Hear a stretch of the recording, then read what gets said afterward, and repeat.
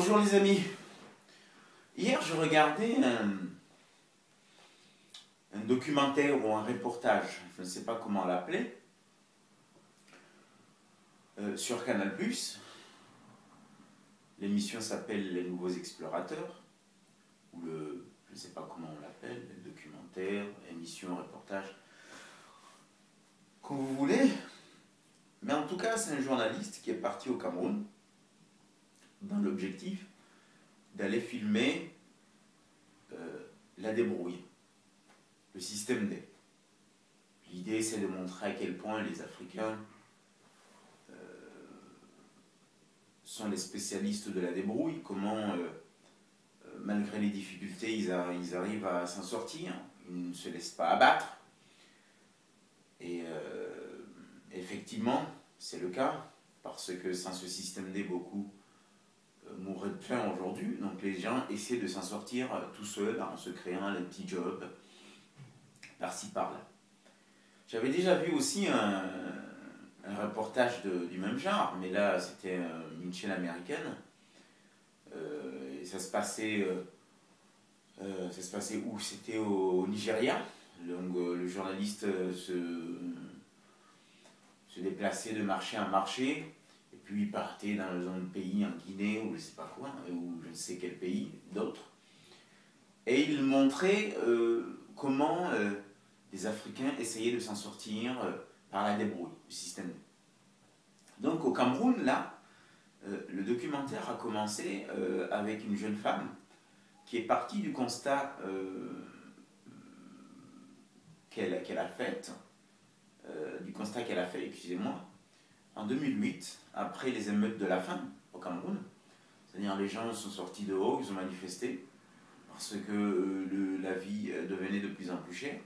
Il y a eu des manifestations et il y a eu plus de 100 morts. Voilà. Et elle a fait le constat suivant, c'est que la vie devenait de plus en plus chère parce qu'on importait tout. Et c'est quasiment une généralité. C'est quasiment une généralité en Afrique subsaharienne. C'est qu'on importe quasiment tout. Même au Comores, chez moi, avant, comment dire, le noix de coco, la tomate et beaucoup de choses étaient cultivées, en tout cas, on arrivait à les avoir au pays. Aujourd'hui, on importe tout. D'accord ? Donc elle est partie de ce constat en se disant,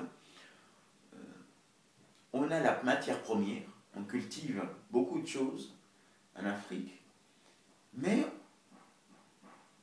on consomme la plupart des produits qui viennent d'ailleurs. Et donc elle a décidé de produire, en tout cas de transformer le manioc en pâte. C'est-à-dire avoir des pâtes de manioc.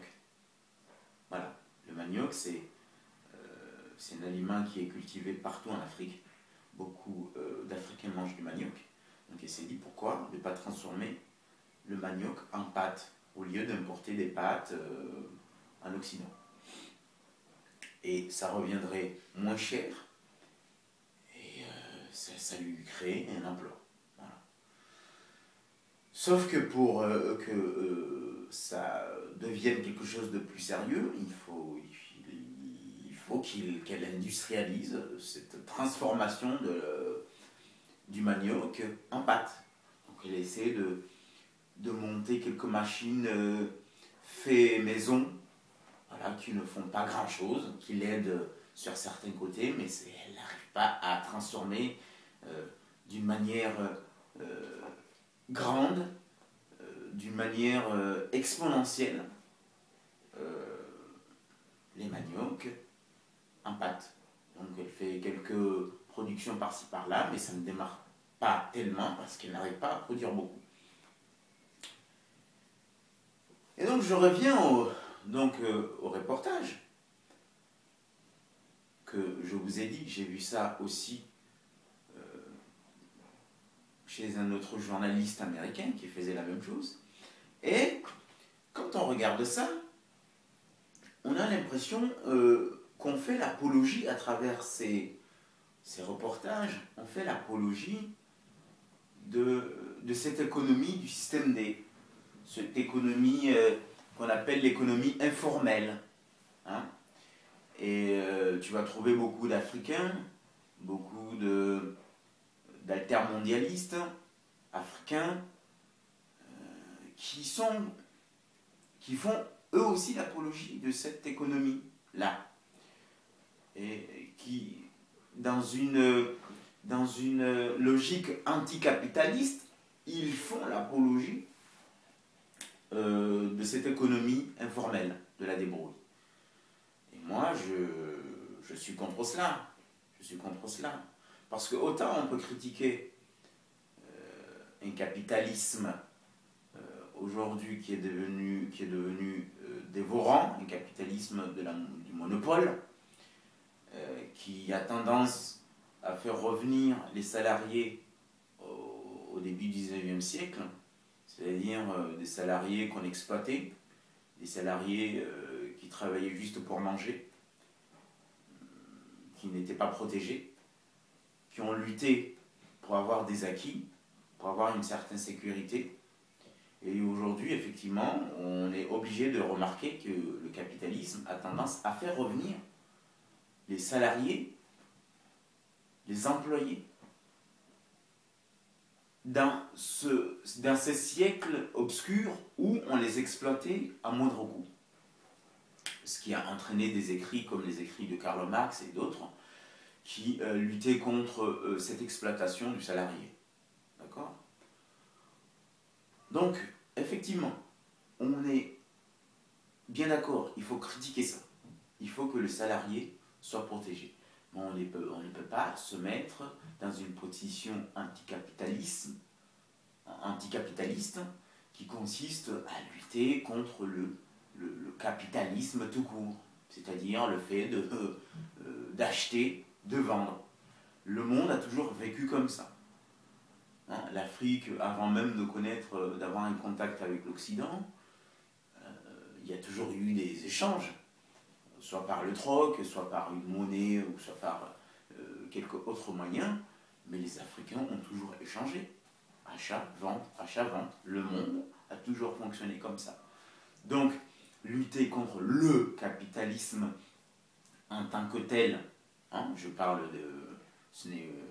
j'ai dit au départ, effectivement, qu'il faut lutter d'une manière sérieuse et d'une manière sévère et d'une manière dépourvue de compromis contre ce capitalisme dévorant. Mais on ne peut pas lutter contre le commerce, parce que c'est quand même ça le capitalisme. On ne peut pas lutter contre le fait d'échanger. Hein? C'est comme si on voulait lutter contre l'hiver à Paris. C'est un fait. Les gens vivent d'échanges. C'est ça le capitalisme, quelque part. Cumuler pour investir et agrandir son commerce. C'est dans ce sens-là que j'entends capitalisme dans le sens premier. Donc, pourquoi je dis ça? Parce que le capitalisme aussi, c'est l'industrialisation. Et je pense que l'Afrique ne peut pas s'en sortir sans industrialisation.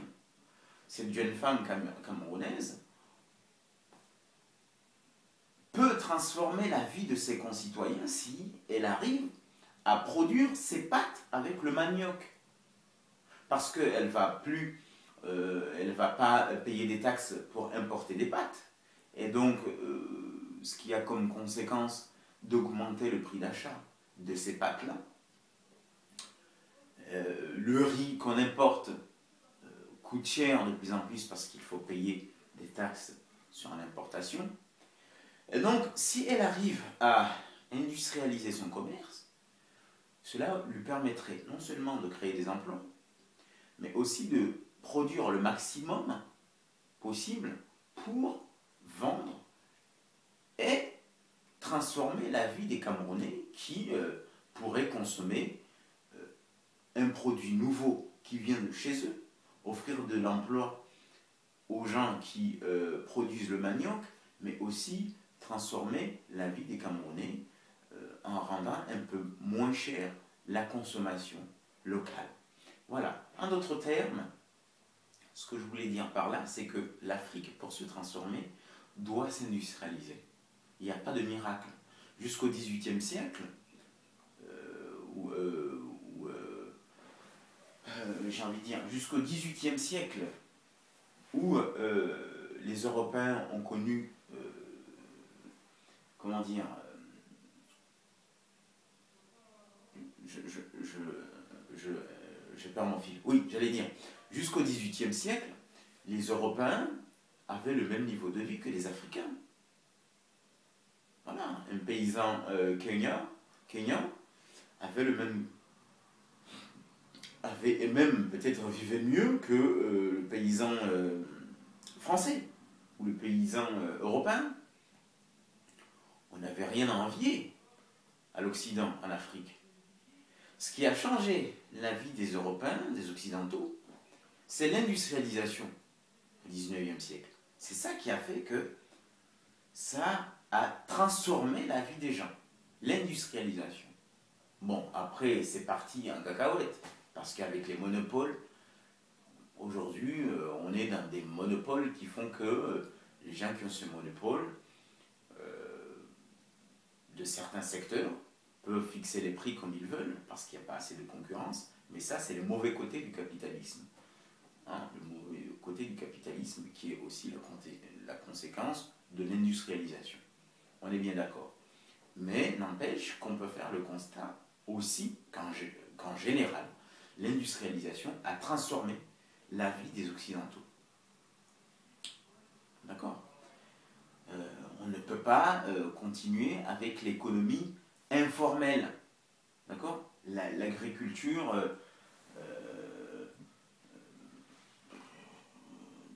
comment dire,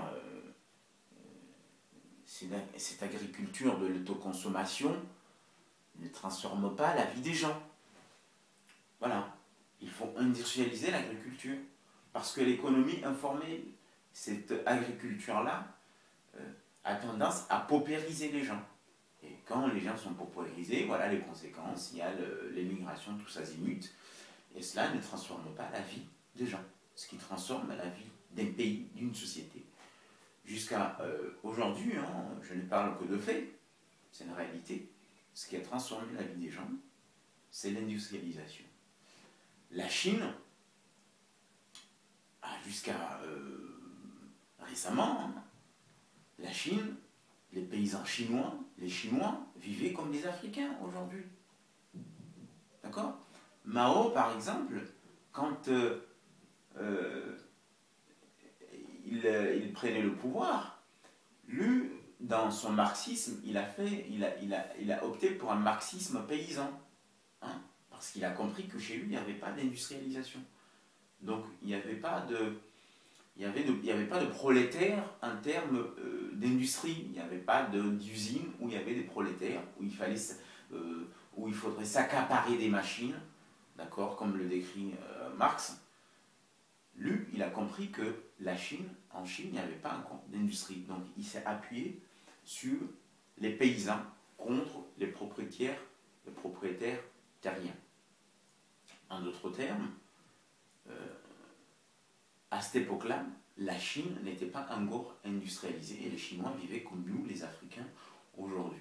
Ce qui a transformé la Chine dans les 15 dernières années, c'est l'industrialisation de la Chine qui a fait qu'aujourd'hui, il y a une nouvelle classe moyenne. Oui, tous les Chinois ne bénéficient pas de la transformation de la société chinoise ou de cette industrialisation. Mais quand même, il y a un certain niveau de vie qui commence à être transformé. Voilà. Il n'y a pas de miracle. Donc oui, je milite pour l'industrialisation de l'Afrique. Et là, je parle à mes compatriotes comoriens, hein, au gouvernement comorien. Où est-ce que vous voulez mener ce pays? Il faut penser à cela. Est-ce que vous voulez transformer notre pays d'une manière industrielle? Ou vous voulez rendre les Comores un pays de service, c'est-à-dire avec la mondialisation, faire en sorte que des entreprises délocalisent là-bas? Ou est-ce que on peut rajouter cela au tourisme? où vous voulez, par exemple, industrialiser le pays en faisant en sorte que l'agriculture se transforme en une agriculture de plus en plus industrielle, qui transforme aussi sur place, qui produit un peu plus, même si le marché chez nous est petit, mais aujourd'hui, avec la mondialisation, le marché est ailleurs. On peut aller exporter ailleurs et créer un peu plus d'emplois, réfléchir à tout ça. Donc l'idée de cette vidéo, c'est de militer pour l'industrialisation de l'Afrique, d'autant plus que nous, on peut apprendre des erreurs des autres dans cette industrialisation, de ceux qui sont industrialisés avant nous, faire en sorte qu'on puisse